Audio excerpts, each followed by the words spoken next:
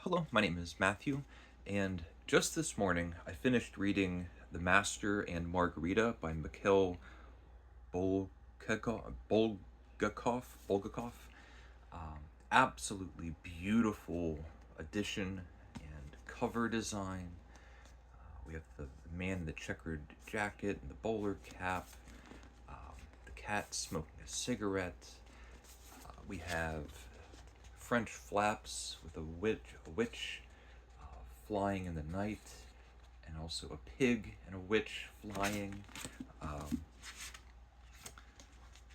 Here, beautiful, beautiful edition, deckled edges, and this is my first time reading this book ever. I should also point out that this is the Richard Pever and Volonkonsky translation,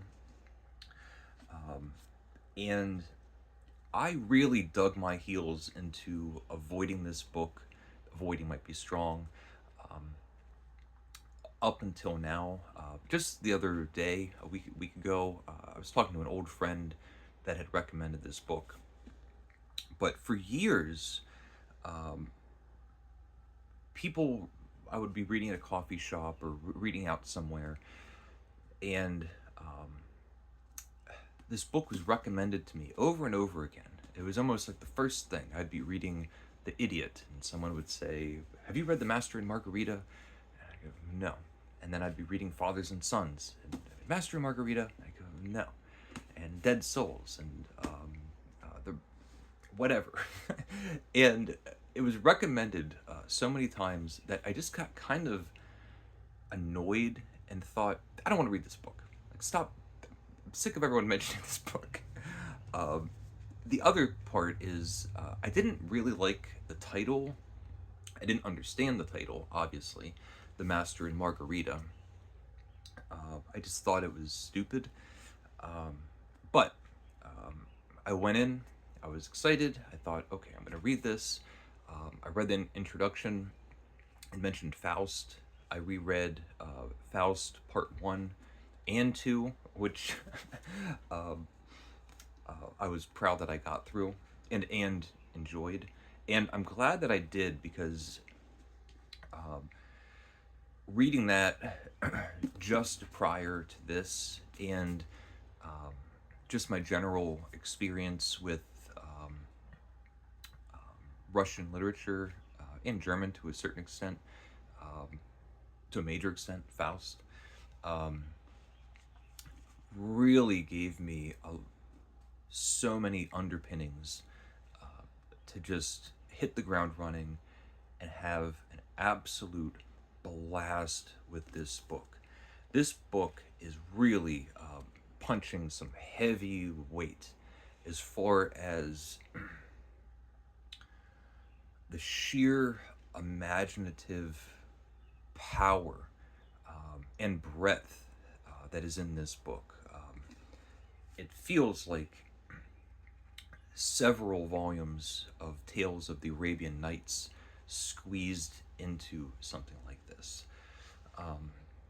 Before I get into some of the specifics and um, masterful scenes, I do want to say, just as a general impression, I was quite impressed and maybe surprised for a Russian writer. This is set in Soviet Russia, 1930s.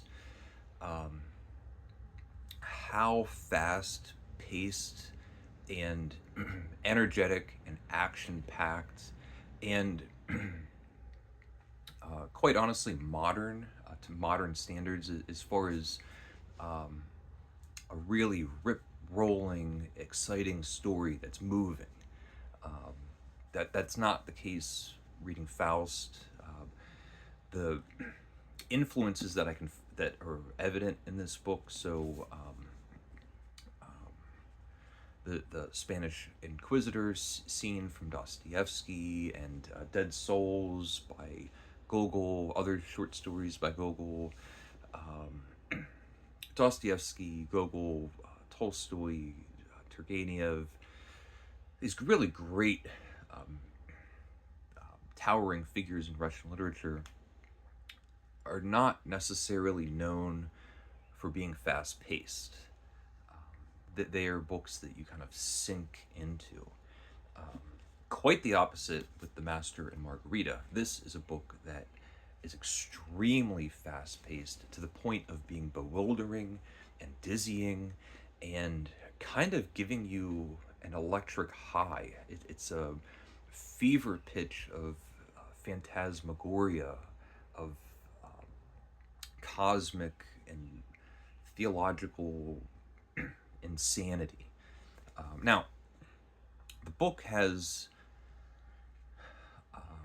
I believe, 3 timelines. So we spend a lot of time in Soviet Russia, modern day Russia, for the time that the book came out, basically. And Satan and his retinue are making an appearance, and they're going to wreak havoc in Moscow. Our second timeline is set in Jerusalem, and there's a whole story with Pontius Pilate. The third timeline is in cosmic space where there is no past or present. It's where demonic, supernatural beings exist. We spend time in this world where our version of reality and their version of reality are blended together, or these characters are able to, Satan and Azazel and Behemoth, and the characters have very strange names. They can kind of pop in and out of existence and go from reality to the other side.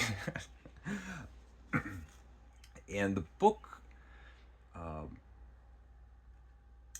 had just a lot of really dramatic, suspenseful surprises, things that really kept me on my heels as far as what direction of the book are we going into. The first chapter, which I loved, we have these 2 characters talking on a bench. They're at like a park that has ponds, and a strange character shows up, and it's the devil.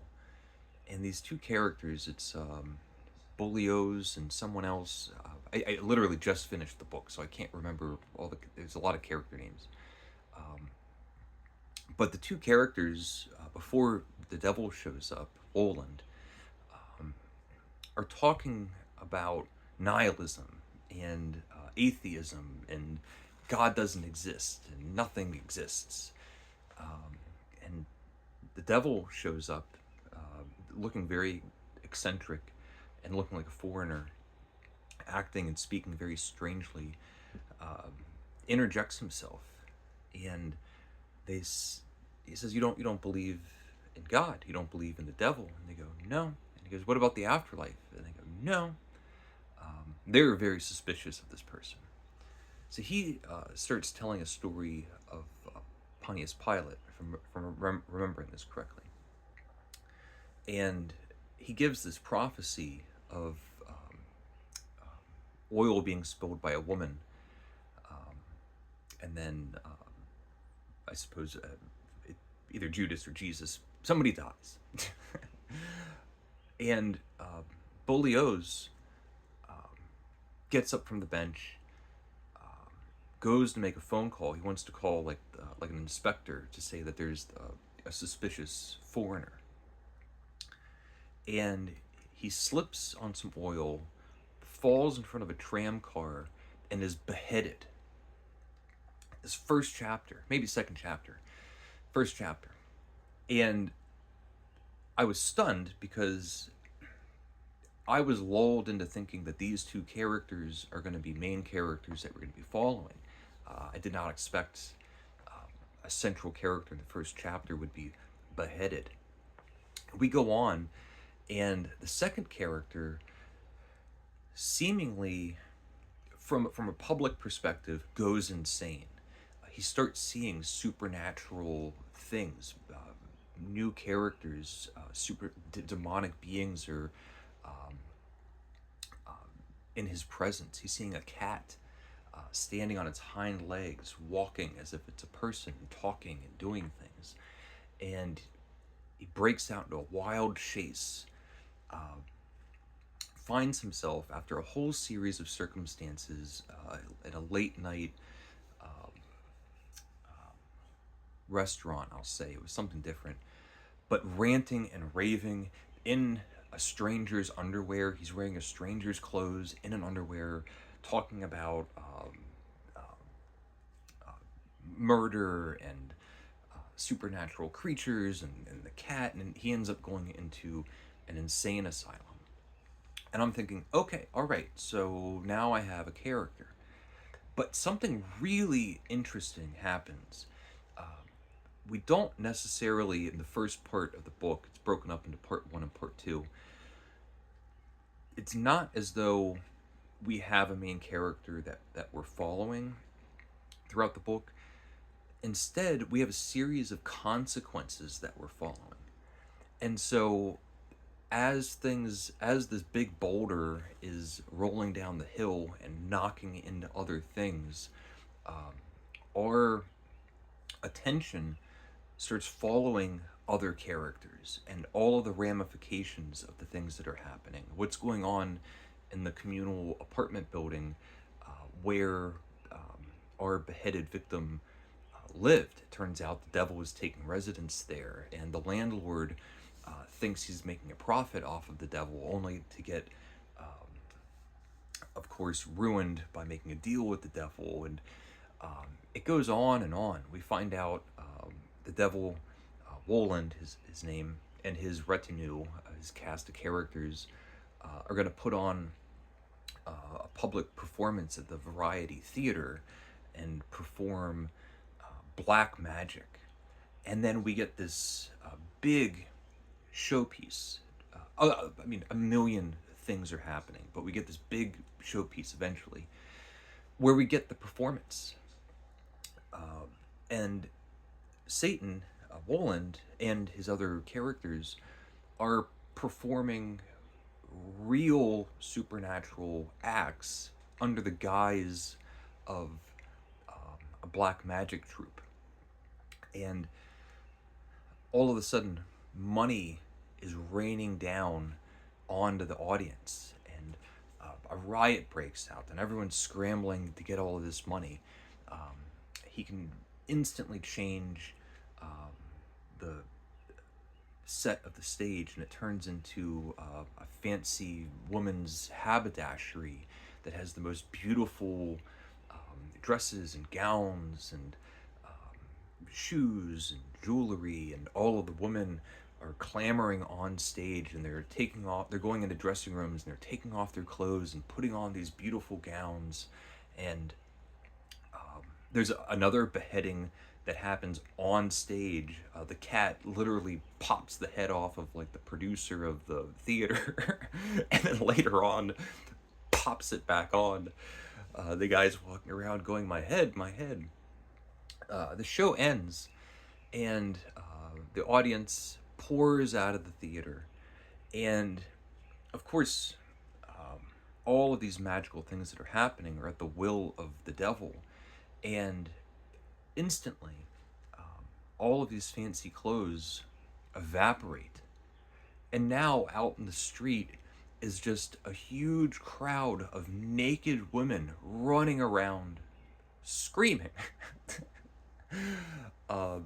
So there are a lot of great scenes. Of course, now we're left with the Master and Margarita, which I feel takes kind of center stage in part two.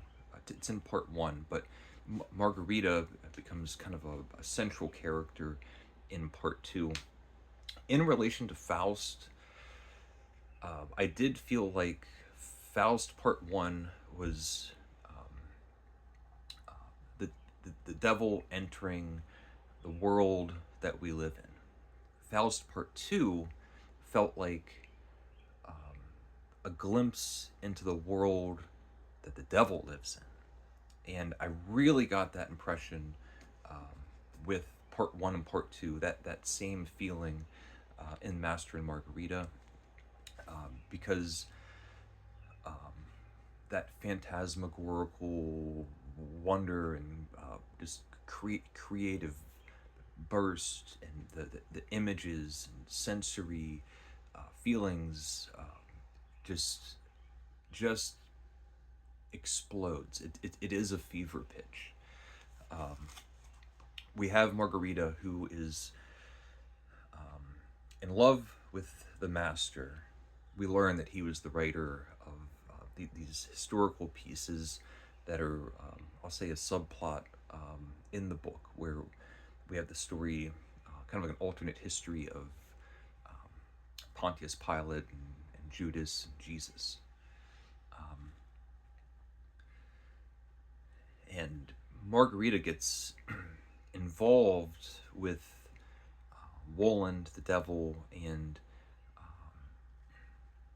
these other characters, Azalel and Behemoth, and the other one I can't remember.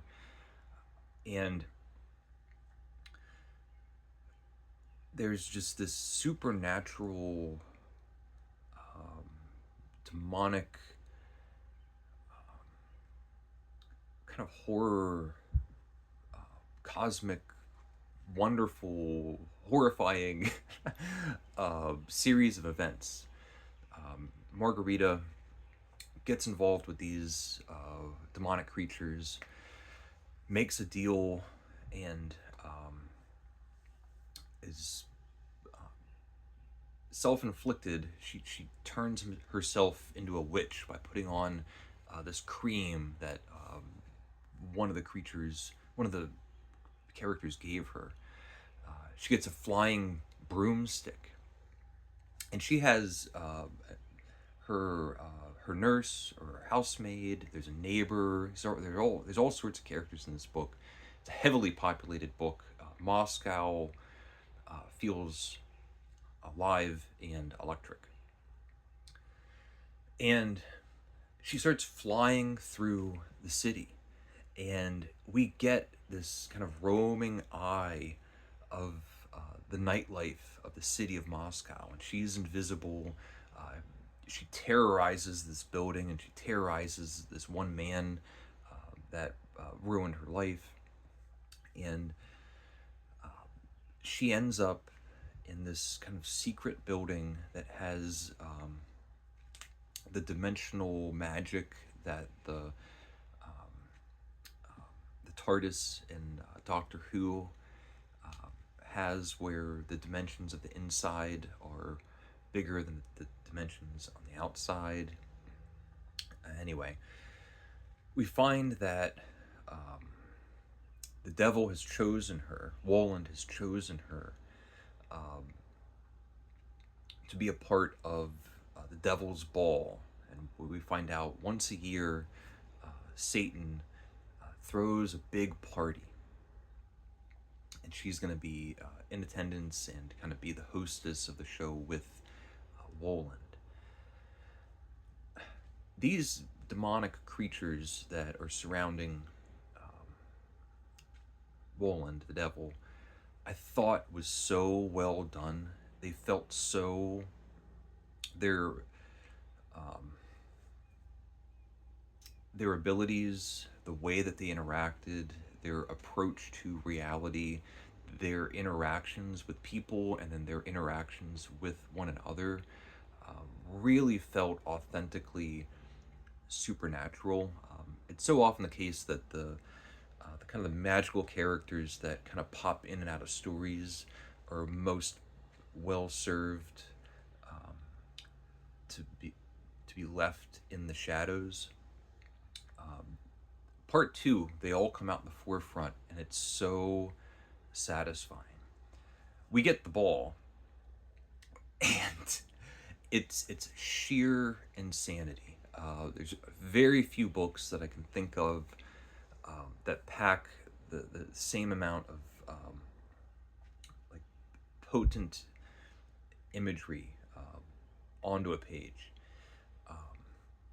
we're in a huge ballroom, and it's completely empty, and Margarita is asking the other characters, the demonic characters, well, where is everybody? Meanwhile, there's a huge fireplace, the kind of fireplace that a 10-ton truck could drive through. And dead bodies, start falling through like Santa, but they're dead bodies in coffins and caskets, dismembered and burnt and boiled and tortured and slayed and flayed. Bodies are just start piling out, and when they hit the ground, they kind of pop up back to life, and they are the party members. And it just gets more and more insane. The beheaded head at the beginning, the character that lost his head, makes his appearance again on a silver platter. There's many parallels with St. John the Baptist and Herod throughout this story. Not just that parallel, but other parallels. And the book also is really doing a lot of things at once. It is supernatural and a wild flight of fancy. It's surreal. It's weird. It also has a huge amount of social commentary. This is a world where Satan and his demonic creatures are making people disappear. And at the same time, it's a world that has a secret police where regular citizens are just disappearing. The book was banned for like 25 years or something. The introduction goes into it. But it took quite a long time for this book to actually reach the public, and certainly the English speaking public. The ball ends, and Margarita is granted a wish.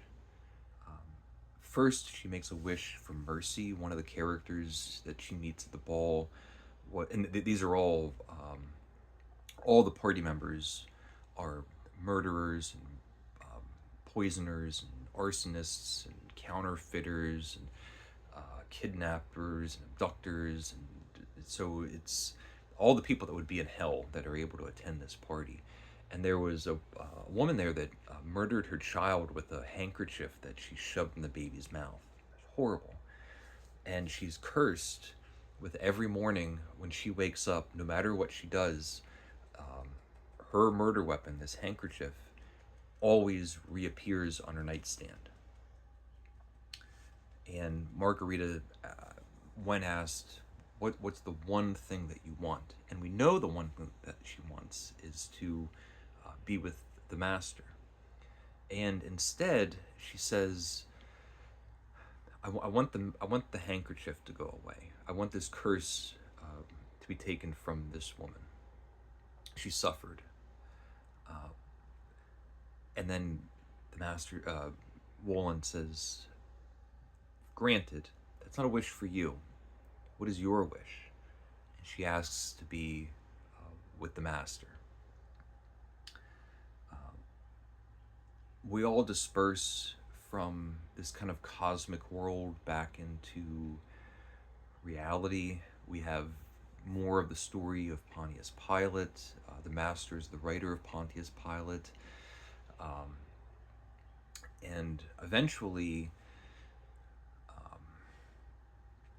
all of these kind of storylines really have a satisfying ending.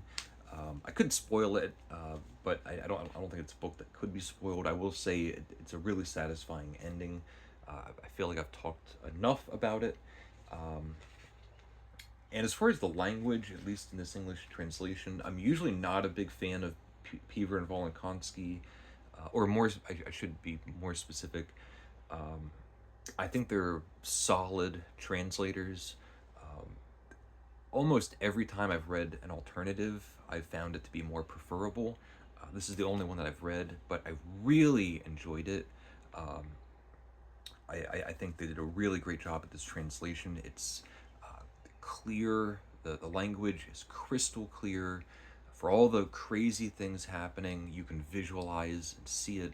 It's quick, well paced, funny, sarcastic, dark, mean, light, humorous, loving, socially broad. We really get a sense of Moscow and the world that they're living in. These demonic characters are so well drawn. The literary allusions and influences are there and so enjoyable. So now I kind of understand why every time I'm reading a Russian novel, the first thing people are saying is, "Have you read The Master and Margarita?" So those are my thoughts. Let me know if you've read it, and thank you, and take care.